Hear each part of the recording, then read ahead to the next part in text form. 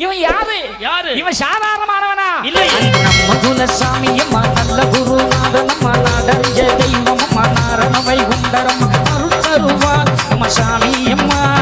அடிபணிவோம் உடன் வாரு